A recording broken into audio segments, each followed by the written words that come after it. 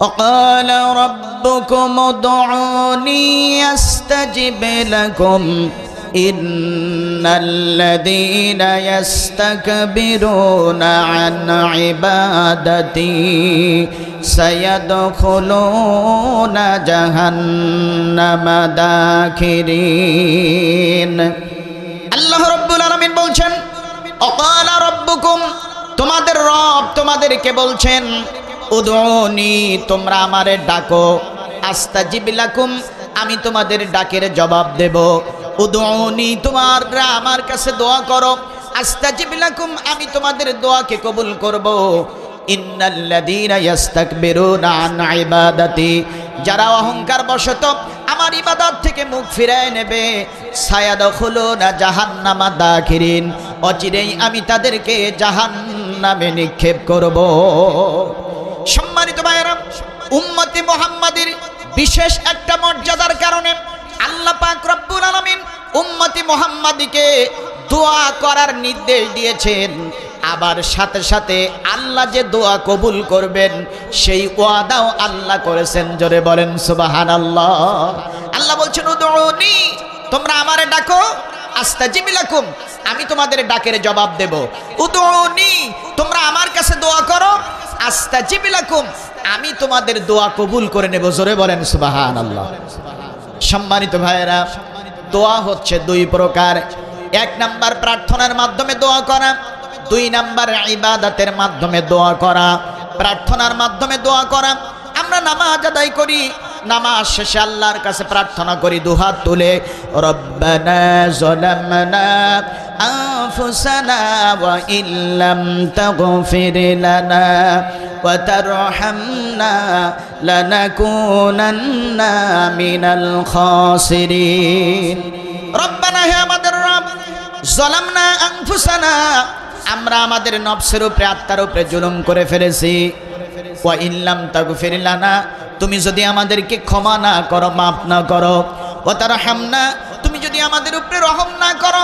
লানাকুনান্না মিনাল খাসিরিন আমরা ক্ষতিগ্রস্তদের অন্তর্ভুক্ত হয়ে যাব এটা হচ্ছে প্রার্থনার মাধ্যমে দোয়া আমরা আরো আল্লাহর কাছে প্রার্থনা করি রব্বানা আতিনা ফিদ দুনিয়া হাসানাতাও ওয়া ফিল আখিরাতি হাসানাতাও ওয়া কিনা আযাবান নার ওগো আল্লাহ তুমি আমারে দুনিয়ায় কল্যাণ দাও আখিরাতেও কল্যাণ দাও ওয়া কিনা আযাবান নার জাহান্নামের আগুন থেকে আমাকে রক্ষা করো বাঁচাও এই যে দোয়া করি এটা হচ্ছে প্রার্থনার মাধ্যমে আল্লাহর কাছে দোয়া করা দুই নাম্বার দোয়া হচ্ছে ইবাদতের মাধ্যমে দোয়া আমরা নামাজ আদায় করি নামাজটা হচ্ছে ইবাদত এই নামাজের মধ্যে আমরা সূরা ফাতিহা তেলাওয়াত করি এই সূরা ফাতিহার মধ্যে দোয়া আছে না নাই একটু সবাই কথা বলেন আছে না নাই সূরা ফাতিহার মধ্যে কিন্তু দোয়া আছে সম্মানিত ভাইরা সূরা ফাতিহা ছাড়া নামাজ হয় না আল্লাহ রাসূল বলেছেন লা সালাতা ইল্লা বিফাতিহাতিল কিতাব সূরা ফাতিহা ছাড়া নামাজ হয় না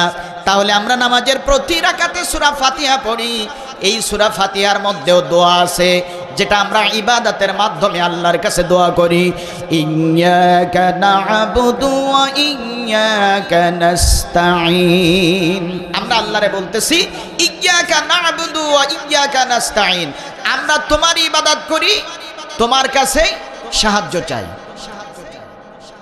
ইহদিনাস সিরাতাল মুস্তাকিম তুমি আমাদেরকে সরল সঠিক পথ দেখাও সিরাতাল্লাযীনা আন'আমতা আলাইহিম তাদের পথ দেখাও যাদের উপরে তুমি নিয়ামত দিয়েছো গায়রিল মাগদুবি আলাইহিম ওয়ালাদ-দাল্লিন তাদের পথ দেখাও না যাদের উপরে তুমি আযাব আর গজব দিয়েছো আমরা নামাজ আদায় করি সিজদা দেই দুইটা এই দুই সিজদার মাঝখানে কিন্তু একটা দোয়া আছে আল্লাহুম্মা গফিরলি ওয়ারহামনি ওয়াহদিনি ওয়াআফিনি ওয়ারযুকনি এটা একটা দোয়া আমার ভাইরা আমরা দোয়া করছি আল্লাহুম্মা গফিরলি তুমি হে আল্লাহ তুমি আমাকে maaf করে দাও ওয়ারহামনি তুমি আমার উপরে রহম করো ওয়াহদিনি তুমি আমাকে হেদায়েত দাও সৎ পথ প্রদর্শন করো ওয়াআফিনি তুমি আমারে নিরাপত্তা দাও ওয়ারযুকনি তুমি আমারে রিজিক দাও এটা হচ্ছে ইবাদতের মাধ্যমে আমরা আল্লাহর কাছে দোয়া করছি আমরা নামাজে আমরা যখন শেষ বৈঠকে বসি তখন আমরা আল্লাহর কাছে একটা দোয়া করি, আল্লাহুম্মা ইন্নী যালামতু নাফসি যুলমান কাসীরান ওয়া লা ইয়াগফিরুদ দুনুবা ইল্লা আনতা ফাগফিরলি মাগফিরাতাম মিন ইনদিক ওয়ারহামনি ইন্নাকা আনতাল গফুরুর রহিম। দোয়া করা। তাহলে দোয়া হচ্ছে দুই প্রকার, একটা হচ্ছে প্রার্থনার মাধ্যমে দোয়া করা, দুই নাম্বার হচ্ছে ইবাদতের মাধ্যমে দোয়া করা। নামাজের মধ্যে আমরা যে দোয়াগুলো করি এটা হচ্ছে ইবাদতের মাধ্যমে আল্লাহর কাছে দোয়া করা। আমরা জানাজার নামাজ পড়ি, এই জানাজার নামাজের মধ্যেও একটা দোয়া আছে, আল্লাহুম্মা গফিরলি হাইয়িনা ওয়া মাইয়িতিনা ওয়া শাহিদিনা ওয়া গায়িবিনা ওয়া সগীরিনা ওয়া কাবীরিনা ওয়া যাকারিনা ওয়া উনসানা আল্লাহুম্মা মান আহইয়াইতাহু মিন্না ফাহইহি আলাল ইসলাম ওয়া মান তাওয়াফাইতাহু মিন্না ফাতাওয়াফাহু আলাল ঈমান। আমরা জানাজার নামাজের তৃতীয় তাকবীরের পরে এই দোয়াটা পড়ি। এই দোয়াটার অর্থ হচ্ছে আল্লাহুম্মা গফিরলি হাইয়িনা ওয়া মাইয়িতিনা, ওগো আল্লাহ আমাদের ভিতরে যারা জীবিত আছে আর যারা মারা গিয়েছে তুমি তাদেরকে মাফ করে দাও। আল্লাহুম্মা গফিরলি হাইয়িনা ওয়া মাইয়িতিনা ওয়া শাহিদিনা ওয়া গায়িবিনা, আমাদের ভিতরে যারা উপস্থিত হয়েছে আর যারা উপস্থিত হতে পারে নাই তাদেরকে তুমি মাফ করে দাও। ওয়া সগীরিনা ওয়া কাবীরিনা, আমাদের ভিতরে যারা ছোট আর যারা বড় তাদেরকে মাফ করে দাও। ওয়া যাকারিনা ওয়া উনসানা, আমাদের ভিতরে যারা নারী আমাদের ভিতরে যারা পুরুষ তাদেরকে তুমি মাফ করে দাও। আল্লাহুম্মা মান আহইয়াইতাহু মিন্না ফাহইহি আলাল ইসলাম, আল্লাহ আমাদের ভিতরে যাকে তুমি বাঁচায় রাখবা তাকে ইসলামের উপরে বাঁচিয়ে রাখো। ওয়া মান তাওয়াফাইতাহু মিন্না ফাতাওয়াফাহু আলাল ঈমান, আমাদের ভিতরে যাকে তুমি মৃত্যু দিবা ঈমানের সাথে মৃত্যু দিও। জোরে বলেন সুবহানাল্লাহ। সম্মানিত ভাইরা, এগুলো হচ্ছে ইবাদতের মাধ্যমে দোয়া। সম্মানিত ভাইরা, উম্মতি মুহাম্মাদের বিশেষ মর্যাদার কারণে আল্লাহ পাক রব্বুল আলামিন দোয়া করার জন্য নির্দেশ দিয়েছেন, আর আল্লাহ দোয়া কবুল করবেন সেই প্রতিশ্রুতি ওয়াদা আল্লাহ করেছেন। তাহলে আল্লাহ কি আল্লাহর ওয়াদা খেলাপ করবেন নাকি? একটু জোরে বলেন, করবেন নাকি? করবেন না। সুতরাং আমাদেরকে আল্লাহর কাছে চাইতে হবে, আল্লাহর কাছে দোয়া করতে হবে। আল্লাহ পাক রব্বুল আলামিন আপনার আমার দোয়াকে কবুল করবেন, কিন্তু আল্লাহ তাআলা 7 শ্রেণীর মানুষদের দোয়া আল্লাহ কবুল করবেন না। আসেন আজকে আমরা জেনে নেই সেই 7 শ্রেণীর ব্যক্তি কারা যাদের দোয়া আল্লাহ কবুল করবেন না। সেই 7 শ্রেণীর 1 নাম্বার হচ্ছে জাদুকর। 1 নাম্বার কারা? একটু সবাই বলেন, 1 নাম্বার কারা? জাদুকর। জাদুবিদ্যা এত নিকৃষ্ট বিদ্যা যে বিদ্যার মাধ্যমে পরনারীর সাথে পরপুরুষের সম্পর্ক স্থাপন করে দেয়া হয়, হালাল স্বামী স্ত্রীর মাঝে বিভেদ সৃষ্টি করে দেয়া হয়। এই জাদুর মাধ্যমে অনেকেই মনে করে, জাদুর মাধ্যমে মনে হয় আল্লাহ তাকদিরকে পরিবর্তন করেন, যেটা সরাসরি কুফরি। অথচ তাকদির পরিবর্তন হয় মাত্র 2টা কারণে। 1 নাম্বার আমলের কারণে, 2 নাম্বার দোয়ার কারণে। এই 2টা কারণে ছাড়া আল্লাহ তাকদিরকে পরিবর্তন করেন না। কিন্তু যারা জাদুবিদ্যা শিক্ষা করে, জাদু যারা গ্রহণ করে, তারা মনে করে জাদুর মাধ্যমে মনে হয় তাকদির পরিবর্তন হয়। নাউজুবিল্লাহ। সম্মানিত ভাইয়েরা, জাদুবিদ্যা অত্যন্ত নিকৃষ্ট বিদ্যা। শয়তান কুফরি অবস্থায় মানুষদেরকে জাদুবিদ্যা শিক্ষা দেয়।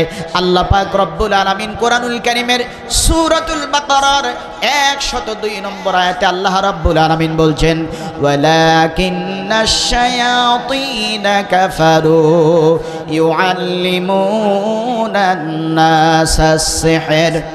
আল্লাহ বলছেন শয়তান কুফরি অবস্থায় মানুষদেরকে জাদুবিদ্যা শিক্ষা দেয়। এজন্য হযরত ওমর রাদিয়াল্লাহু তাআলা আনহু বলেছিলেন, আমার রাজ্যের ভিতরে যাদেরকে জাদুকর অবস্থায় পাবা, জাদুবিদ্যা যারা শিক্ষা গ্রহণ করবে, জাদু যারা করবে, তাদেরকে পাওয়া মাত্রই হত্যা করবা। এই জাদুকরদের দোয়া আল্লাহ কবুল করবেন না।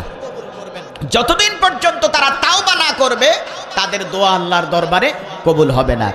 2 নম্বরে মদখোরদের দোয়া আল্লাহ কবুল করবেন না। আমার ভাইরা, মদকে আল্লাহ পাক রব্বুল আলামিন হারাম করে দিয়েছেন। আল্লাহ রাব্বুল আলামিন বলেন, ইয়া আইয়ুহাল্লাযীনা আমানু ইন্নামাল খামরু ওয়াল মাইসিরু ওয়াল আনসাবু ওয়াল আজলামু রিজসুম মিন আমালিশ শাইতান ফাজতানিবুহু লাআল্লাকুম তুফলিহুন।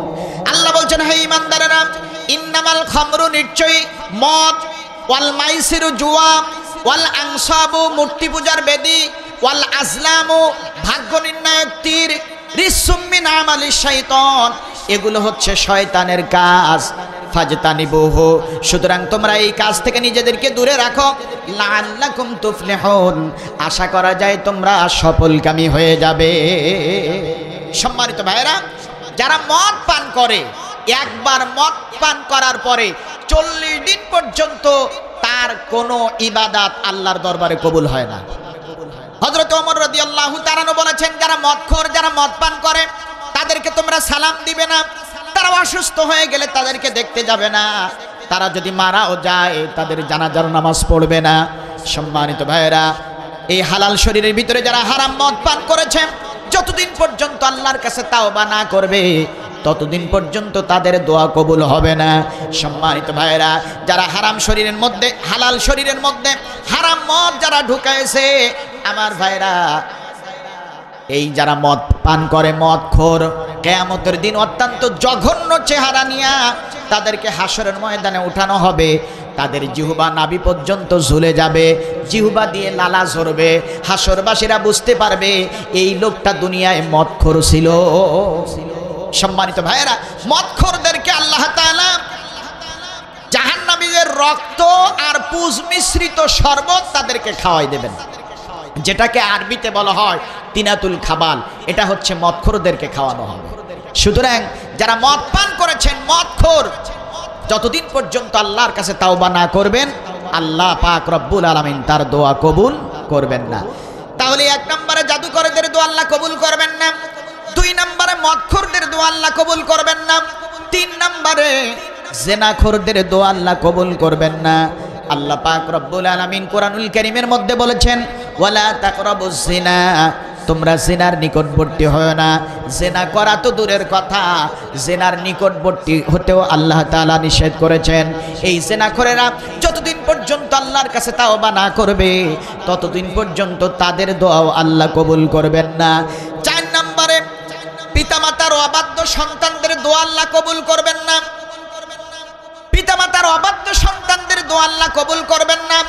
আজকে অনেক সন্তান আছে পিতামাতার সাথে খারাপ আচরণ করে, কিন্তু পিতামাতার সাথে ভালো আচরণ করার নির্দেশ দিয়েছেন কে? একটু সবাই আওয়াজ দিয়ে বলেন, পিতামাতার সাথে ভালো আচরণ করার নির্দেশ দিয়েছেন কে? আল্লাহ রাব্বুল আলামিন বলছেন, ওয়াকাদা রাব্বুকা আল্লা তা'বুদু ইল্লা ইয়্যাহু ওয়া বিল ওয়ালিদাইনি ইহসানা। আল্লাহ বলছেন, আমি তোমাদেরকে নির্দেশ দিচ্ছি, তোমাদের ওসিয়াত করছি, তোমাদের উপদেশ দিচ্ছি, আল্লাহ তা'বুদু ইল্লা ইয়্যাহু ওয়া বিল ওয়ালিদাইনি ইহসানা।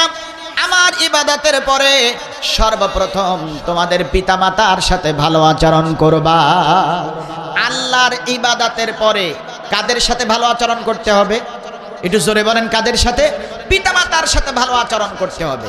আল্লাহ বলছেন, ইম্মা ইয়াবলুগান্না ইনদাকাল কিবারা আহাদুহুমা আও কিলাহুমা, তোমাদের পিতামাতা একজন অথবা উভয় বৃদ্ধ বৃদ্ধা অবস্থায় যদি তোমাদের কাছে উপনীত হয়, তাহলে তোমরা পিতামাতার সাথে এমন কোনো আচরণ করবে না যে আচরণে তোমার পিতামাতা কষ্ট পেয়ে জবান দিয়ে শব্দটি উচ্চারণ করে। পিতামাতার সাথে এমন কোনো আচরণ করা যাবে না যে আচরণে কষ্ট পেয়ে পিতামাতা জবান দিয়ে শব্দটি উচ্চারণ করে। সম্মানিত ভাইয়েরা, রাইসুল মুফাসসিরিন হযরত আব্দুল্লাহ ইবনে আব্বাস রাদিয়াল্লাহু তাআলা আনহু বলেছেন, কোরআনের 3টা আয়াত নাজিল হয়েছে 3টা বিষয়কে সংযুক্ত করে নিয়ে। যার প্রথমটি মানলে দ্বিতীয়টি যদি না মানা হয়, প্রথমটি মানার কোনো দাম, কোনো মূল্য, কোনো সওয়াব আল্লাহর দরবারে পাওয়া যাবে না। তার 1 নাম্বার হচ্ছে আতিউল্লাহ ওয়া আতিউর রাসূল। দেখবেন কোরআনুল কারীমে যেখানে আতিউল্লাহ শব্দটা আছে তার পাশেই আছে ওয়া আতিউর রাসূল। তার মানে তোমরা আল্লাহর আনুগত্য করো, রাসূলের আদর্শের আনুগত্য করো। আমি আল্লাহর আনুগত্য ঠিকমতো করলাম, অথচ রাসূলের আদর্শের আনুগত্য ঠিকমতো করতে পারলাম না। আল্লাহর আনুগত্য করার কোনো দাম, কোনো মূল্য, কোনো সওয়াব আল্লাহর দরবারে পাওয়া যাবে না। দ্বিতীয় নম্বর যে আয়াতটা নাজিল হয়েছে সেটা হচ্ছে আকিমুস সালাত ওয়া আতাউজ যাকাত।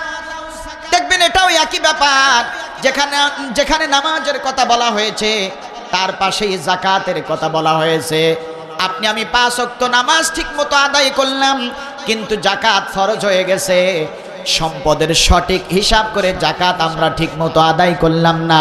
এই যাকাত না আদায় না করার কারণে 5 ওয়াক্ত নামাজ পড়ার কোনো দাম, কোনো মূল্য, কোনো সওয়াব আল্লাহর দরবারে পাওয়া যাবে না।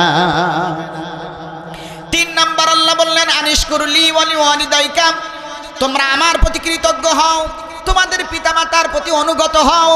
আপনি আমি আল্লাহর প্রতি কৃতজ্ঞ হলাম, কিন্তু নিজেদের জন্মদাতা পিতামাতার প্রতি অনুগত হতে পারলাম না। আল্লাহর প্রতি কৃতজ্ঞ হওয়ার কোনো দাম, কোনো মূল্য, কোনো সওয়াব আল্লাহর দরবারে পাওয়া যাবে না। সুতরাং আল্লাহর ইবাদতের পরে সর্বপ্রথম পিতামাতার সাথে ভালো আচরণ করতে হবে। আমার ভাইয়েরা, জান্নাত আর জাহান্নামের মধ্যবর্তী একটা জায়গা আছে, এই জায়গাটার নাম হচ্ছে আরাফ। এটা কিন্তু আরাফাতের ময়দান না, জান্নাত আর জাহান্নাম এর মধ্যবর্তী স্থান, এই জায়গাটার নাম আরাফ। এই আরাফ নামক স্থানে কারা থাকবে?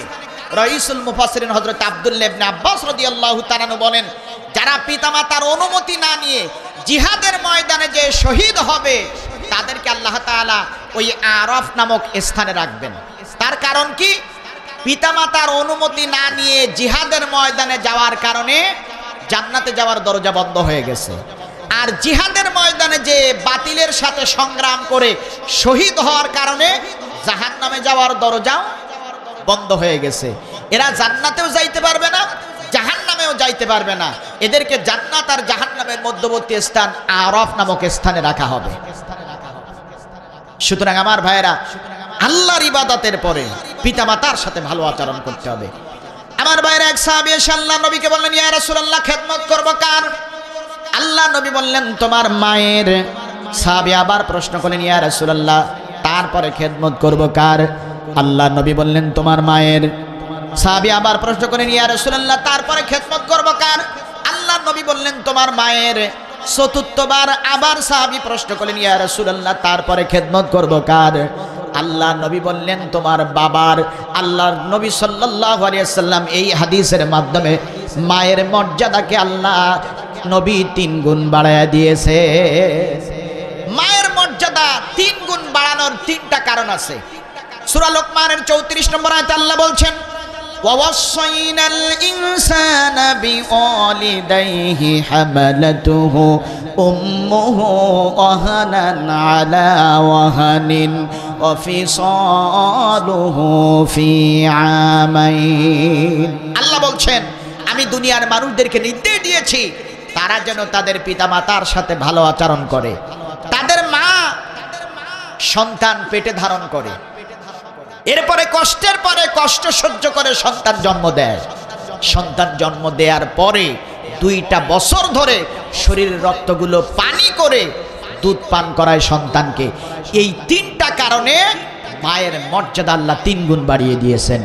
1 নাম্বার হচ্ছে হামালাতুহু উম্মুহু, মা সন্তান পেটে ধারণ করে। সন্তান পেটে ধারণ করার কষ্ট আর যন্ত্রণা পৃথিবীর ভুক্তভোগী মা ছাড়া দ্বিতীয় আর একজন উপলব্ধি করতে পারবে। মায়ের মর্যাদা 2য় গুণ বাড়ানোর কারণ হচ্ছে ওয়াহানান আলা ওয়াহানিন, কষ্টের উপরে কষ্ট সহ্য করে মা সন্তানকে ডেলিভারি করেছে, দুনিয়ার মুখ দেখাইছে, জন্ম দিয়েছে। সম্মানিত ভাইয়েরা, বর্তমান সময়ের চিকিৎসা বিজ্ঞানীরা তারা গবেষণা করে বলেছেন, একজন সুস্থ মানুষ তার শরীরে যদি 46 ইউনিট পরিমাণ ব্যথা লাগে তাহলে ওই ব্যক্তি অজ্ঞান হয়ে যায়, সেন্সলেস হয়ে যায়, এমনকি মারাও যেতে পারে। কিন্তু একজন মা নরমাল প্রসেসে সন্তান ডেলিভারি করার সময় 57 ইউনিট প্লাস ব্যথা সহ্য করে সন্তানকে ডেলিভারি করে।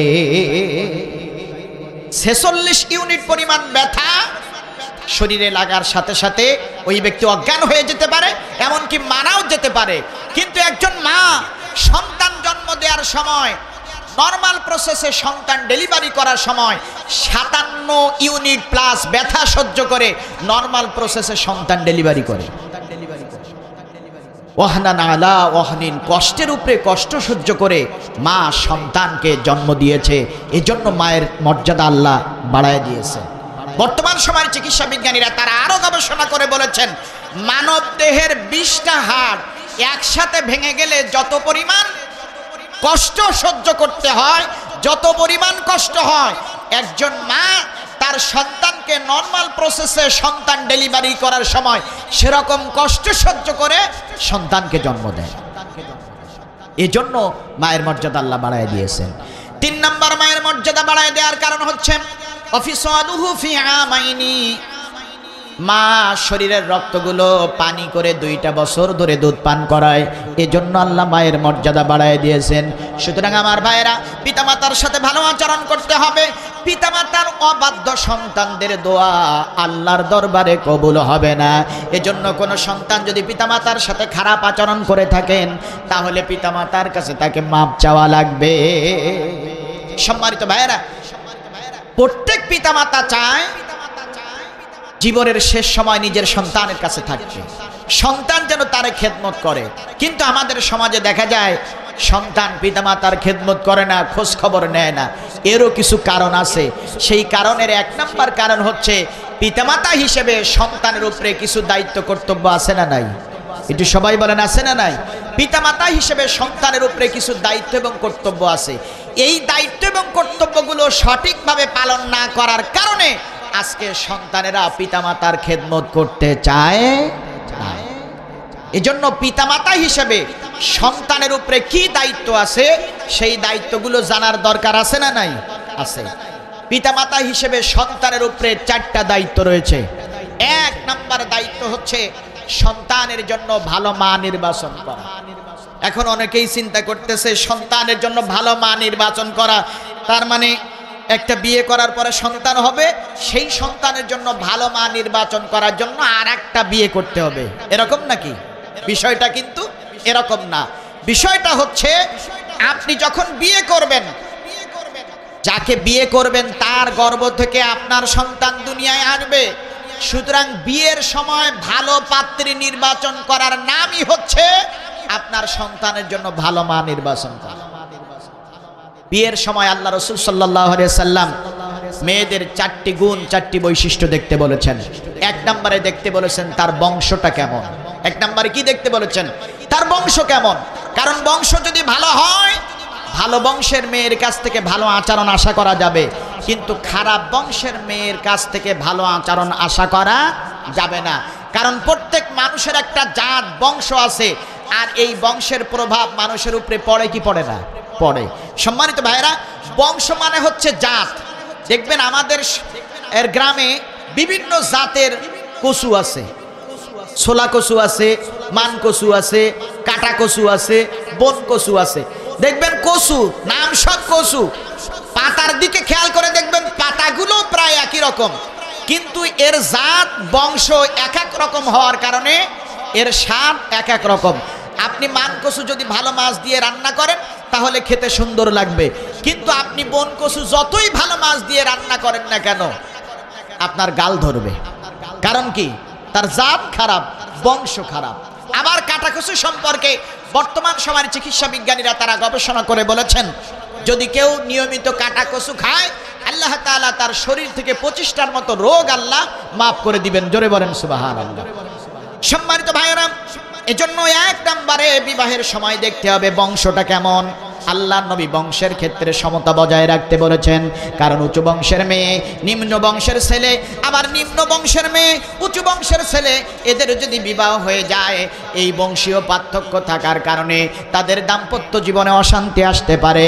এজন্য আল্লাহ নবী বিবাহের ক্ষেত্রে বংশটা সমতা বজায় রাখতে বলেছেন। 2 নম্বরে দেখতে বলেছেন তাদের সম্পদ কেমন। এই সম্পদের ক্ষেত্রেও আল্লাহ রাসূল সাল্লাল্লাহু আলাইহি ওয়াসাল্লাম সমতা বজায় রাখতে বলেছেন, কারণ সম্পদশালী মেয়ে ব্যক্তির মেয়ে আর দরিদ্র ঘরের ছেলে এদের যদি বিবাহ হয়ে যায় এই সম্পদের আপডাউনের পার্থক্য থাকার কারণে দাম্পত্য জীবনে অশান্তি হতে পারে। এজন্য আল্লাহর নবী সম্পদের ক্ষেত্রেও সমতা বজায় রাখতে বলেছেন। 3 নম্বরে আল্লাহর নবী দেখতে বলেছেন তার চেহারাটা কেমন। 4 নম্বরে আল্লাহ আল্লাহ নবী দেখতে বলেছেন তার তাকওয়া, দিনদারিতা, খোদাভীরুতা কেমন, এই চারটি জিনিস দেখে বিবাহের কথা বলেছেন।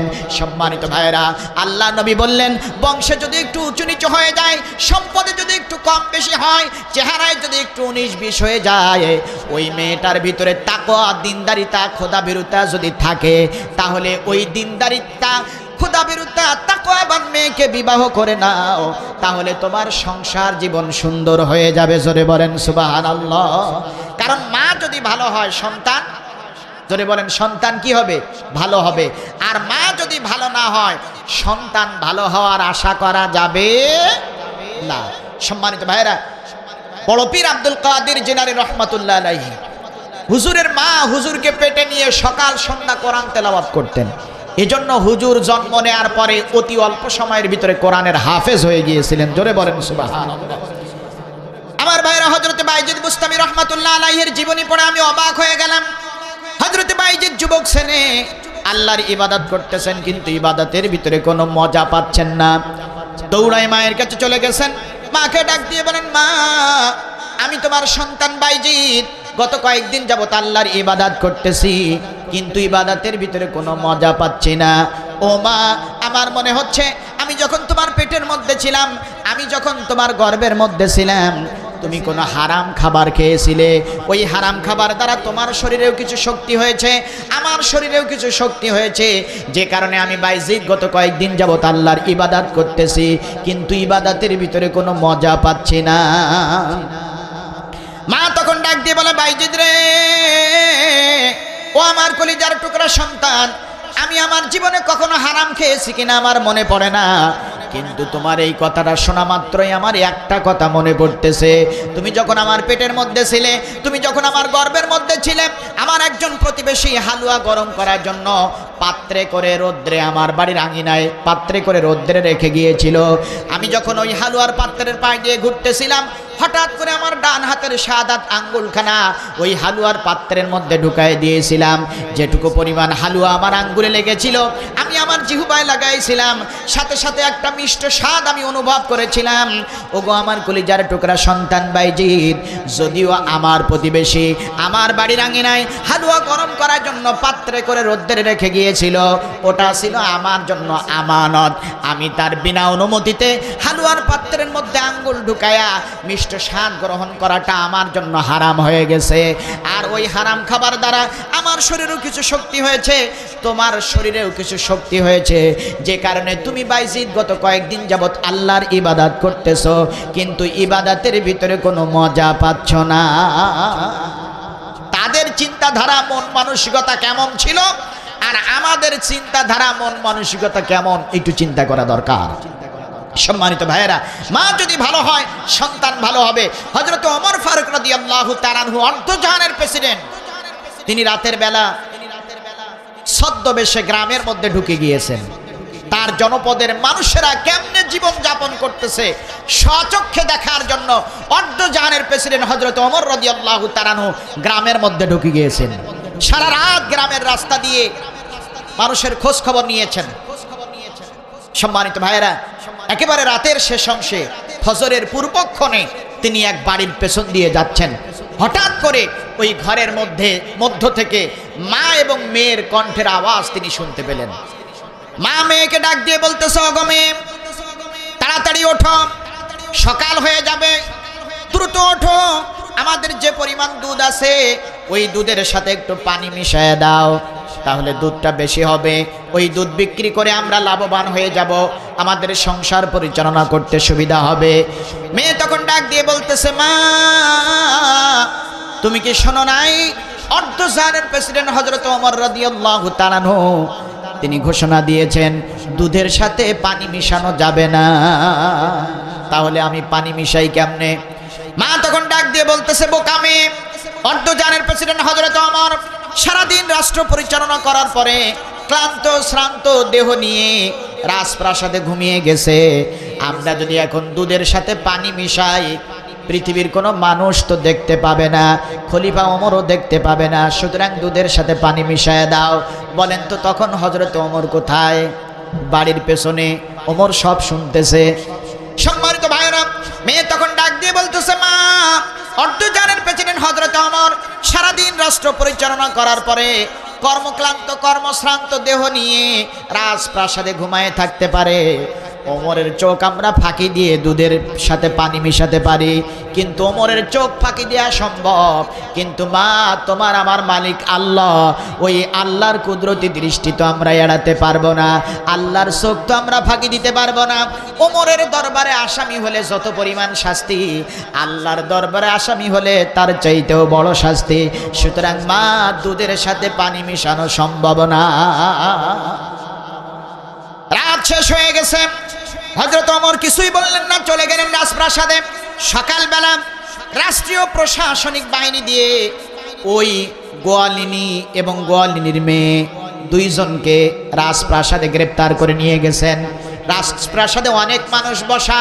হযরত ওমর রাতের বেলা যে ঘটনা ঘটেছে ওই ঘটনা রাজপ্রাসাদের সবার সামনে বর্ণনা করলেন। বর্ণনা করে বললেন, ও রাজপ্রাসাদের মানুষেরা, তোমরা শোনো, এই মেয়েটার ভিতরে তাকওয়া অনেক বেশি। আমার দেখা দৃষ্টান্তে এই মেয়েটার অন্তরে আল্লাহর ভয় অনেক বেশি। সুতরাং কোনো যুবক যদি থেকে থাকো, তাহলে এই তাকওয়াবান মেয়েটারে বিয়ে করে নিতে পারো। হযরত ওমরের সন্তান হযরত আব্দুল্লাহ তিনি দাঁড়িয়ে গেছেন। ডাক দিয়ে বলেন, আব্বাজান, আপনি যে মেয়ের তাকওয়ার সার্টিফিকেট দিচ্ছেন, আপনি যে মেয়ের খোদাভীরুতার সার্টিফিকেট দিচ্ছেন, আমি আর কিছু দেখতে চাই না। আমি আপনার সন্তান, ওই মেয়েটারে আমি বিবাহ করে নিতে চাই।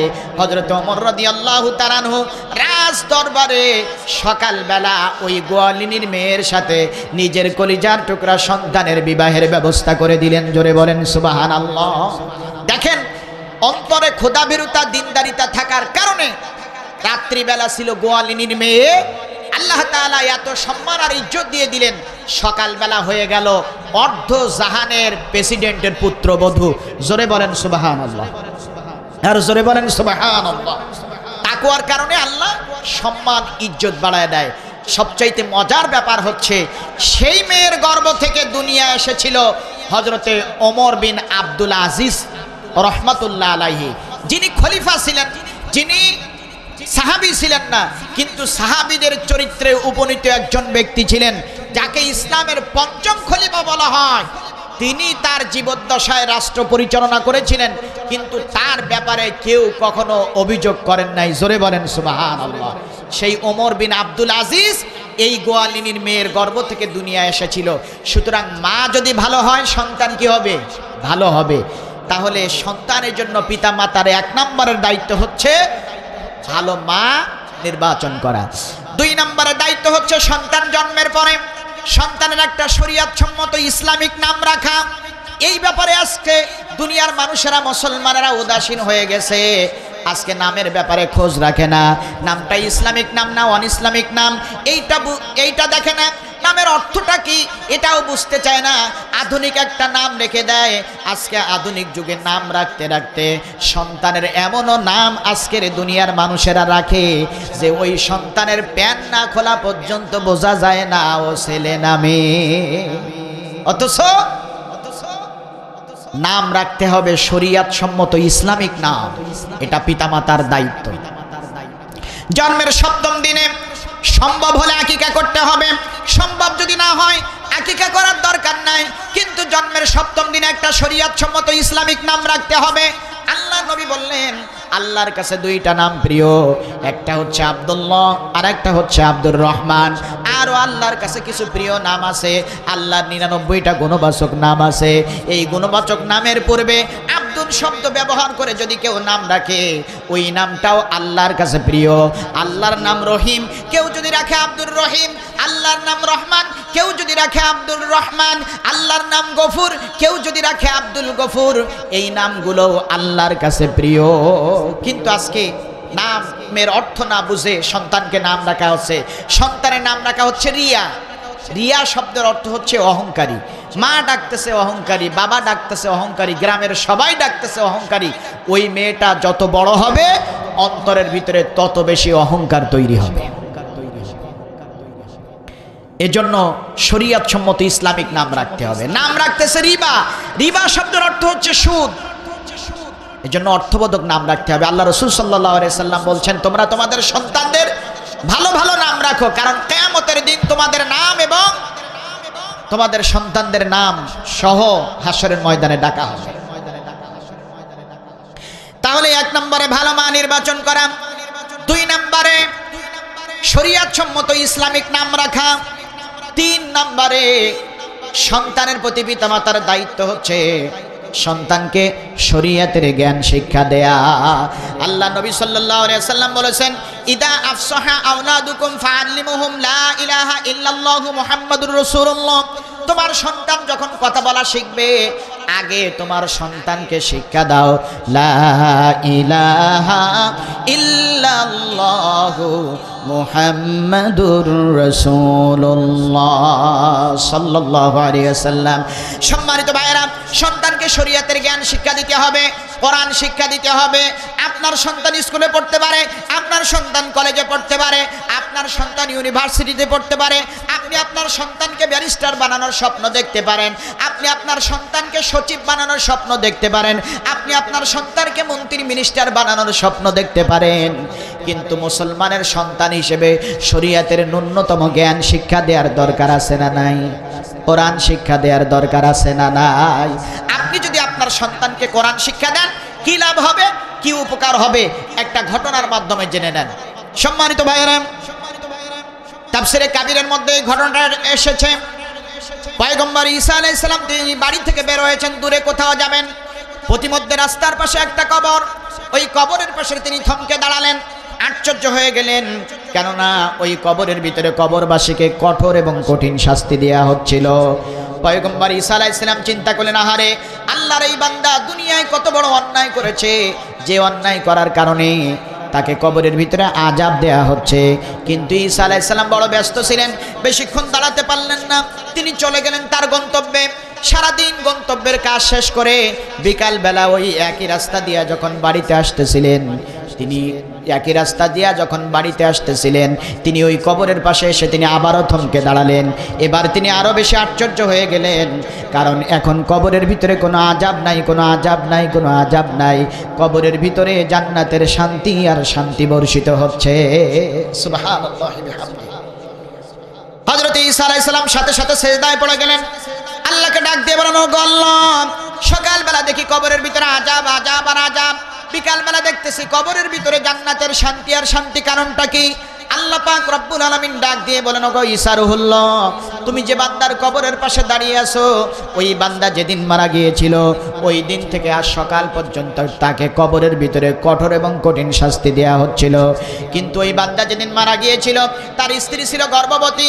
ওই গর্ভবতী স্ত্রী কিছুদিন পরে একটা পুত্র সন্তান জন্ম দিয়েছে। পুত্র সন্তান জন্ম দেওয়ার পরে দুঃখিনী মা ওই পুত্র সন্তানটারে লালন পালন করেছে, বড় করেছে। সন্তান এখন কথা বলা শিখে গিয়েছে, সন্তান এখন হাঁটা চলা শুরু করে দিয়েছে। দুঃখিনী মা আজ সকালবেলা তার শিশু পুত্রকে ফুরকানিয়া মাদ্রাসায় পাঠাই দিয়েছে ইনজিল কিতাব তেলাওয়াত শিক্ষা করার জন্য। ওই ছোট্ট বাচ্চাটা যখন হুজুরের সামনে যেয়ে বসেছে, হুজুর তখন বলতেছে, খোকা তুমি পড়ো বিসমিল্লাহির রহমানির রহিম। আল্লাহ পাক রব্বুল আলামিন হযরত ঈসা আলাইহিস সালামকে বলেন, ওগো ঈসা, ওই বান্দার রেখে যাওয়া সন্তান দুনিয়ায় বিসমিল্লাহির রহমানির রহিম বলে আমি আল্লাহ আমার নাম নিয়ে যখন ইনজিল কিতাব পড়া শেখা শুরু করতেছিল, তখন আমি আল্লাহ নিজেই লজ্জিত হয়ে গেলাম। আহারে, যার রেখে যাওয়া সন্তান আমি আল্লাহ আমার নাম নিয়ে ইনজিল কিতাব পড়া শেখা শুরু করতেছে, আর আমি তার পিতাকে কঠোর এবং কঠিন শাস্তি দিচ্ছি, আমি আল্লাহ নিজেই লজ্জিত হয়ে গেলাম। সাথে সাথে আযাবের ফেরেশতাদেরকে বললাম, ও আযাবের ফেরেশতারা, তোমরা আযাব বন্ধ করে দাও। জান্নাতি ফেরেশতাদেরকে নির্দেশ দিলাম, এখনই তোমরা ওই কবরের মধ্যে চলে যাও, কিয়ামত পর্যন্ত তার কবরের মধ্যে জান্নাতের শান্তি বর্ষণ করতে থাকো। জোরে বলেন সুবহানাল্লাহ। সন্তান বিসমিল্লাহির রহমানির রহিম পড়ার কারণে আল্লাহ যদি পিতার কবরের আযাব কিয়ামত পর্যন্ত মাফ করে দেয়, তাহলে ওই সন্তান যদি আলেম হয়, ওই সন্তান যদি হাফেজ হয়, পিতামাতার উপকার আছে না নাই? অবশ্যই আছে। তাহলে পিতামাতা হিসেবে সন্তানের উপরে 3 নম্বরে দায়িত্ব হচ্ছে সন্তানকে কোরআন শিক্ষা দেয়া, আর 4 নম্বর দায়িত্ব হচ্ছে সন্তান বয়স প্রাপ্ত হয়ে গেলে তার বিবাহের ব্যবস্থা করা। তাহলে 1 নম্বর ভালো মা নির্বাচন করা, অর্থাৎ বিয়ের সময় ভালো পাত্রী নির্বাচন করা। 2 নাম্বার দায়িত্ব হচ্ছে সন্তানের একটা শরীয়ত সম্মত ইসলামিক নাম রাখা। 3 নম্বরে দায়িত্ব সন্তানকে কোরআন শিক্ষা দেয়া। 4 নম্বর দায়িত্ব হচ্ছে সন্তান বয়স প্রাপ্ত হয়ে গেলে বিবাহের ব্যবস্থা করা। এই 4টা দায়িত্ব যদি কোনো পিতামাতা সঠিকভাবে পালন করতে পারে তাহলে নিঃসন্দেহে ওই সন্তান পিতামাতার খেদমত করবে। আর এই দায়িত্ব যদি সঠিকভাবে পালন করতে না পারে তাহলে ওই সন্তান পিতামাতার সাথে খারাপ আচরণ